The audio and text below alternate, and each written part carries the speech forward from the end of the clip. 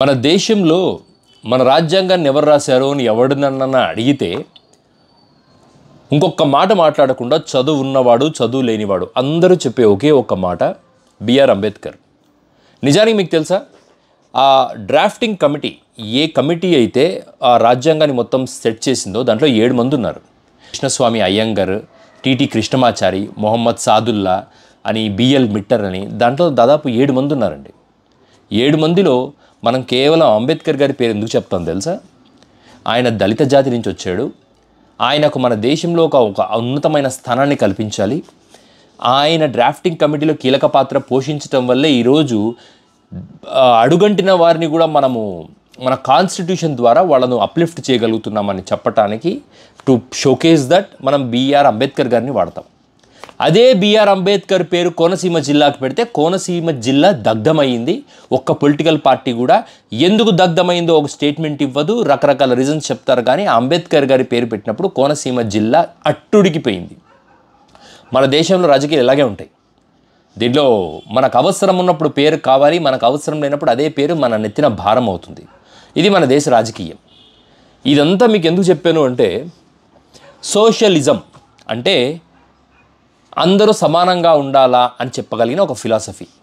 Actually మన constitution 1947-48లో రాయడం మొదలుపెట్టినప్పటి నుంచి ఆ కాన్స్టిట్యూషన్లో సోషలిజం అనే ప్రిన్సిపల్ ఉందండి. కానీ దాన్ని మనం కాన్స్టిట్యూషన్లో ఇన్సర్ట్ చేయలేదు. 1976లో 42వ కాన్స్టిట్యూషనల్ అమెండ్మెంట్ తీసుకొచ్చి socialist pattern of society, socialism అనే మాటను మనం ప్రియాంబుల్లో ఎంటర్ చేశాం. అంటే అంతకుముందు మన దేశంలో సోషలిజం లేదా అంటే ఉంది, వీ హ్యావ్ సోషలిజం. కానీ మనం 1976లో అఫీషియల్గా మేము సోషలిస్ట్ ప్యాటర్న్ ఆఫ్ సొసైటీ.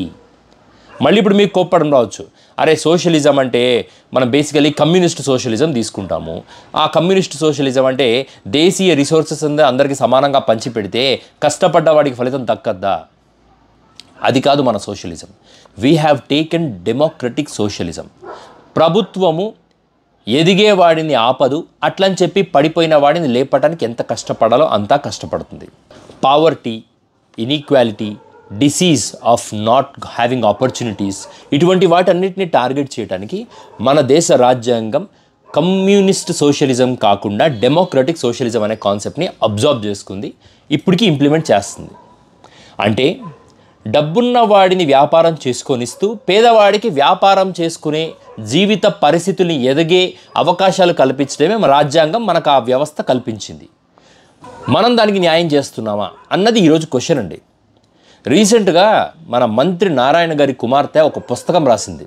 ఆ పుస్తకం పేరు ఏంటంటే mind set shift by Sharani పొంగురు. ఆ మీటింగ్కేనండి మన మెగాస్టార్ చిరంజీవి వచ్చి అది ఆయన మీటింగ్ వచ్చేటప్పుడు ఆ పిఆర్ టీంని అడుగుంటాడు ఏంటంటే, చూడు చంద్రబాబు నాయుడు గారిని నేను ఇష్టం వచ్చినట్టు అడ్డదిడ్డంగా పొగిడేస్తాను, మీరు ఎవరైనా అడ్డం పడితే మాత్రం బాగుండదు చూడు అని చెప్పే వచ్చినట్టున్నారు. ఆయన చెప్పినట్టే పాపం కష్టపడి పొగిడాడు. ఆయన పొగడతలను వినటానికే వచ్చినట్టు చంద్రబాబు నాయుడు గారు కూడా విన్నారు. చాలా గుడ్. ఒక కార్పొరేట్ అధినేత, ఒక గవర్నమెంట్లో ఒక మంత్రి స్థానంలో ఉన్న వ్యక్తి, విద్యా వ్యవస్థను కార్పొరేటైజ్ చేసిన ఒక వ్యక్తి మంత్రి నారాయణ గారు. ఈ దేశంలో, ఈ రాష్ట్రంలో, ముఖ్యంగా రాష్ట్రం గురించి మాట్లాడితే ప్రతి ఇంట్లో నుంచి ఒకడు నారాయణన్ కానీ శ్రీ చైతన్య నుంచి కానీ చదువుకొని బయటకు వచ్చాడు. వీళ్ళందరూ దేశానికి ఎంత కాంట్రిబ్యూట్ చేస్తున్నారనే దాని గురించి నేను మాట్లాడను. కానీ ఒక స్కూలింగ్ వ్యవస్థ తర్వాత ఇంటర్మీడియట్ ఎడ్యుకేషన్ టైంలో ఎంత ట్రామా అనుభవించారో పిల్లలు అని చెప్పడానికి ఈ 2 వ్యవస్థలు ఒక స్టాటిక్ ఎగ్జాంపుల్గా ఈ దేశంలోనే నిలబడ్డాయి. కానీ అన్ఫార్చునేట్లీ ఈ 2 వ్యవస్థలు ఈ దేశంలో ఈ మధ్య టాప్ పొజిషన్లోకి వెళ్తున్నాయి. And that to with the support of government of Andhra Pradesh.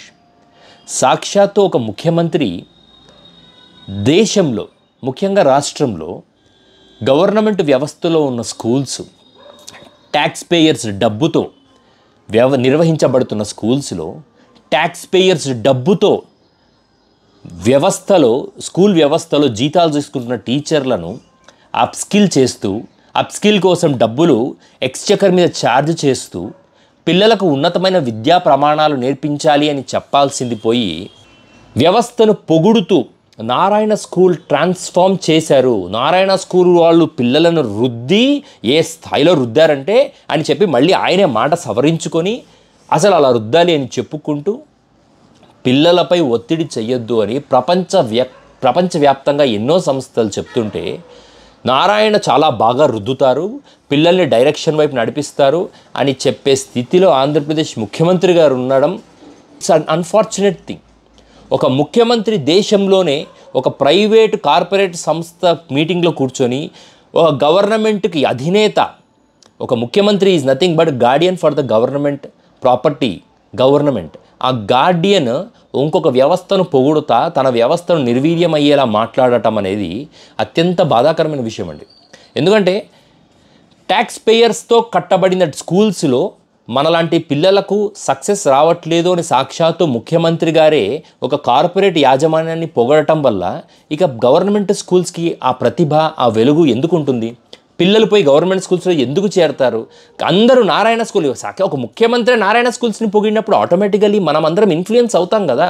అంటే ముఖ్యమంత్రి గారి నారాయణ స్కూల్స్ని పొగిడారంటే నారాయణలో ఎంత మ్యాటర్ ఉండాలని చెప్పి మనమందరం డైరెక్ట్గా నారాయణ స్కూల్స్ వైపు మన ఫోకస్ పోయే అవకాశం ఉంది కదా.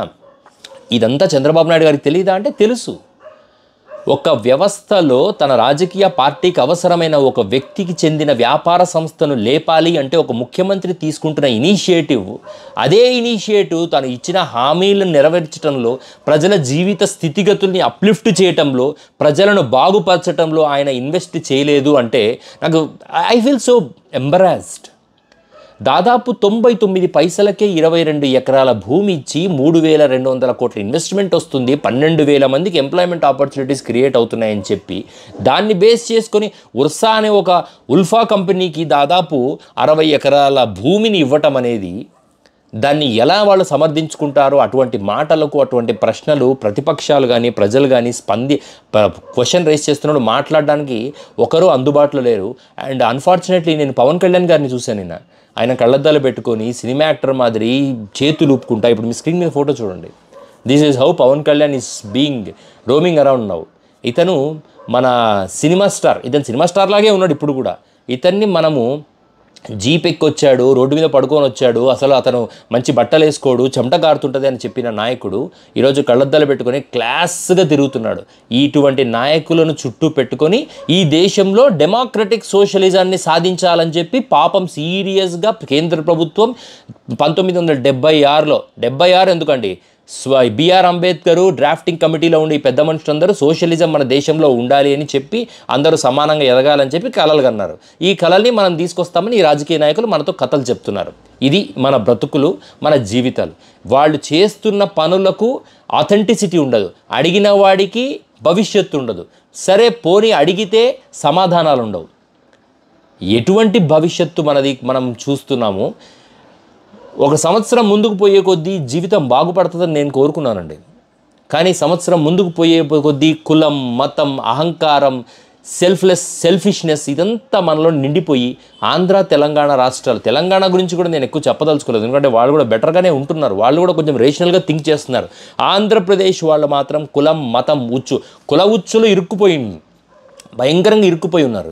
కానీ అన్ఫార్చునేట్లీ కొంతమంది చీడ పురుగుల వల్ల ఈ రాష్ట్రంలో మతం ఉచ్చులోకి మనం జారుకుంటున్నాం. చూసారా, ఇదే మన దౌర్భాగ్యం.